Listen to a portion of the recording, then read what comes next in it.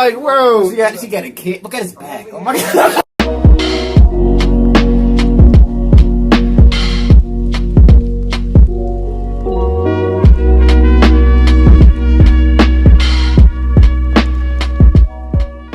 What's up, y'all? Welcome back to another reaction. Today from Reacting Ultra Ego Vegeta Explain Part 1.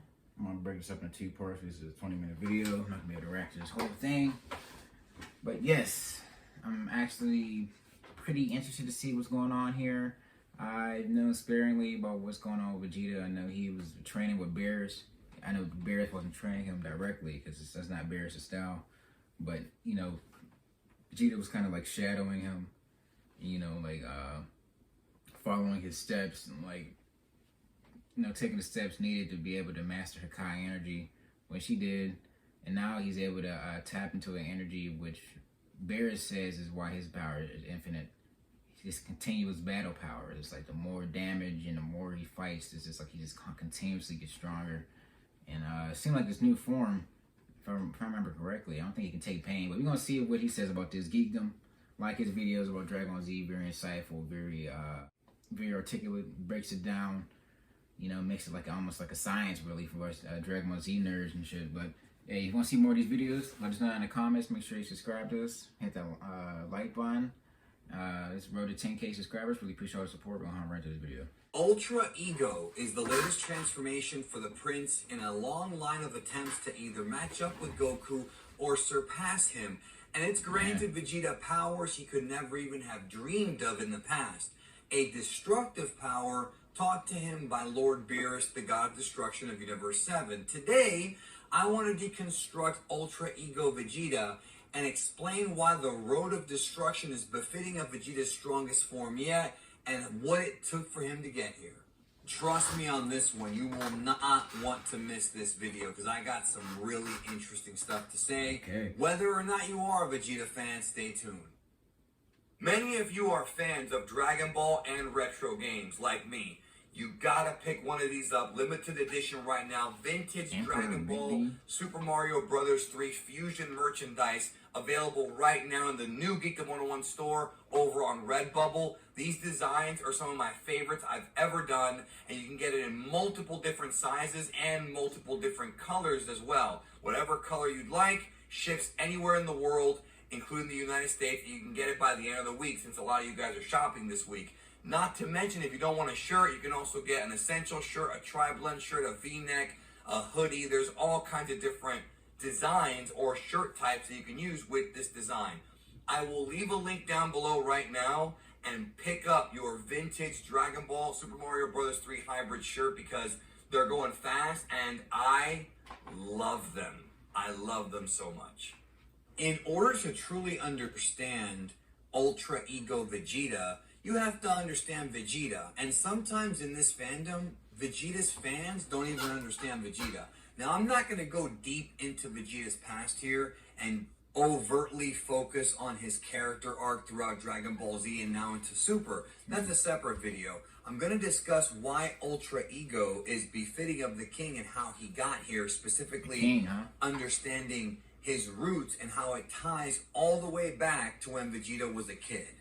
I've talked about this before, but you have to remember that Vegeta comes from a class-based civilization. Your value as a living person, how you are perceived by your civilization, is based on your power level when you are born, which is what drives Vegeta absolutely nuts throughout the majority of Dragon Ball Z. Vegeta could never comprehend as to how Goku was able to not only keep up with him, but at many points surpass him despite being born with such a low power level, and despite Vegeta constantly reminding us that he's the prince. He's not reminding the audience he's the prince, he's reminding himself that he's the prince because he thinks deep down inside that he deserves to be the strongest just because of his lineage. And that is not how it works in this world. It's a lesson that Vegeta learned from getting to know Goku.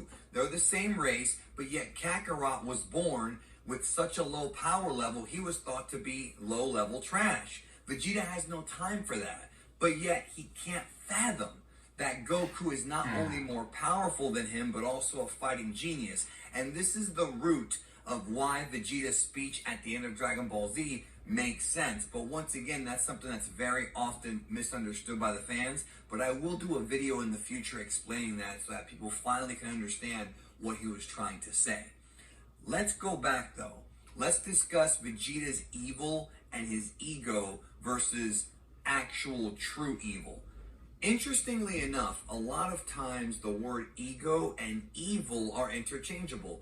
Vegeta did a lot of truly evil things when he was younger because of his ego, because he could do it, not understanding that these things are not the right thing to do. And just because your daddy happens to be the king of the Saiyans on planet Vegeta, he thought it meant he could do whatever the hell he wanted for his whole life until he was matched up against foes that tested him, like Goku and later on Frieza and other characters in Dragon Ball. Throughout his entire life, Vegeta was coddled and convinced to be superior to everybody else. He's a super elite. His parents, especially his dad, would keep reminding him of that. Plus, he did have a lot of power. He was way stronger than Nappa and stronger than Raditz and stronger than pretty much anybody else except for Frieza, not including gods and things like that. And then Goku came along and rocked his world. Go back and look at Dragon Ball Super Broly and even the original Bardock special. When Vegeta finds out that planet Vegeta is destroyed, we don't see him crying or being emotionally disappointed. He just says, great, now I'll never be the king. He does not care about anybody who's weaker than him. At least in those days he didn't. It took Goku and eventually Bulma and Trunks to make him come around and learn what love actually was. Now, why does he not care? Because Vegeta does not value anybody who's weaker than him. He just doesn't throughout most of his life. This is why Vegeta never wished for Planet Vegeta to come back. This is why he never cared to bring back his own race, because to him they were all weak and they all died. And it took a long time before he realized that there's more to life than just being the strongest. Even before Dragon Ball Super Broly and the Bardock special, this is established multiple times in Dragon Ball Z. In fact, the first time was when Vegeta killed Nappa. Nappa was Vegeta's best friend. These guys had wars together. They traveled all over the universe collecting planets. These guys bonded for a long time, but he soon saw that when Nappa lost to Kakarot, he was of less value to him, and thus Vegeta blew him up and did not give a damn. Now, there are similarities to this when it comes to Beerus, but they're not quite the same. Beerus has the unfortunate, or some would say fortunate, job of being the god of destruction of Universe 7, which means that it's his job to keep the universe in balance with the Supreme Kais, who are the gods of creation. So Beerus has to destroy people. And Beerus has gotten to the point where destroying civilizations and planets and living beings don't really affect him that much. Granted, there are some exceptions, but when you're going to take the job of being a GOD, you have to, in your head, not have sympathy for those who have died, not be soft-natured, and be able to just destroy because it's your job. Now, obviously, there may be some guilt in Beerus, but we never really see it. And that's kind of the similarities between Vegeta, the old Vegeta, and Beerus. Vegeta going down the pathway of being a destroyer fits with him, but there's a lot more to it than just that. Let's go back to Dragon Ball Z and to the Frieza saga. Vegeta considers himself the solo example of what the Saiyans are supposed to be. The reason why he takes all of the sins onto himself is because he believes that he's obligated to be the ultimate example of what the Saiyans are. That's what he thinks Saiyans should be. So because of that, he failed to defeat Frieza, which broke his confidence, which broke his will to fight, and he pretty much, in a way, transferred his true desires onto Goku while he was dying. He told Goku that Frieza must be killed at the hands of a Saiyan. He wants Goku to have no mercy. And it takes Frieza killing Goku's best friend to truly hit his Saiyan roots, have much less mercy, and become the Super Saiyan that Vegeta wanted to become. Yeah. And just to clarify, when I say transfer, I don't mean literally give Goku power, but he sort of figuratively tries to pass on to Goku what needs to be done to Frieza. Goku will never be a destroyer. He'll never be a Beerus or a Vegeta. He's more of a martial artist, more of a guy who likes competition, but doesn't want to wipe you out if you're weaker than him. He just wants you to get stronger. Vegeta never really cared about that throughout most of his life until the time came when he began to have more empathy for others, thanks to Kakarot, as well as the way that he bonded with Bulma and Trunks during the 7-year time skip. When Goku was dead during those 7 years after the end of Cell and the beginning of the Buu saga, Vegeta didn't have Kakarot anymore, so he bonded a lot closer with Bulma and Trunks, and that's how he got soft, which is why he atoned for his sins against Majin Buu and blew himself up, because he didn't want to go back to that. He thought it was the only way to catch up in power, and it was a huge mistake. I covered this in explicit detail in my Majin Vegeta Explained video. Dragon Ball is a lot deeper than you realize, guys, when you really look at it like this. But I digress. Vegeta continued to show this side of him into Dragon Ball Super. First of all, in Resurrection F, when he tells Frieza that he needs Goku to be his, I guess you can call it his measuring stick, and he wants to keep Goku alive, as well as later on in the Universe 6 arc, and even in Tournament of Power, where Vegeta shows sympathy for Kaba being a young member of his race, wanting to kind of mentor him. Vegeta has really changed a lot, even into Dragon Ball Super. So if somebody ever tells you that Vegeta got no development in Super, that's BS. He really did. Do you really think that the Vegeta of old would have ever grasped onto his daughter and refused to train because his wife is pregnant? Come on, bro. That's not Vegeta from Dragon Ball Z. That's a new character. That's an evolved man who realizes what the right thing to do is now and really became a better husband than anybody could have ever thought. There's an internal struggle with Vegeta because while Bulma and Trunks did domesticate him and later on, of course, his daughter, inside he knows, or at least he thinks that he has to go back to his roots when he fights.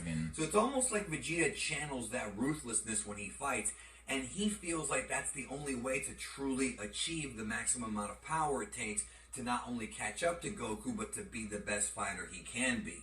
Now, I hope that you're following me, and once again, I invite you to watch the Majin Vegeta Explained video because what I'm about to tell you fits in with that. If you remember, Vegeta could not be controlled by Babidi.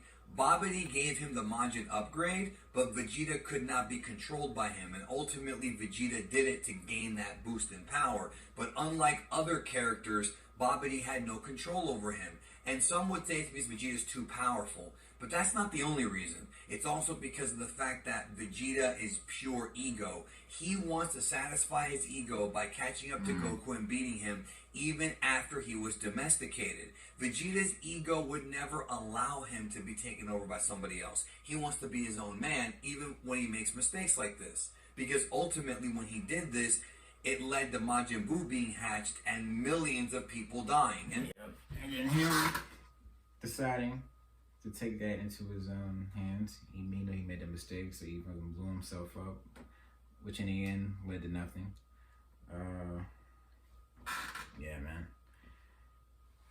Yeah, the idea of him being pure ego, I think I can see where this is going. He kind of channeled that power within his, within that destruction energy, and that kind of gives him that boost. Like, that may be the eternal boost, like for, you know, like for Beerus, it's the continuous battle, but for Vegeta, it's the continuous drawing of ego. It's like how Hulk has that infinite anger. Vegeta's ego is infinite. So if he's fighting an opponent who's stronger than him and he feels like he needs to get stronger, he will get stronger. He'll get as strong as he needs to get.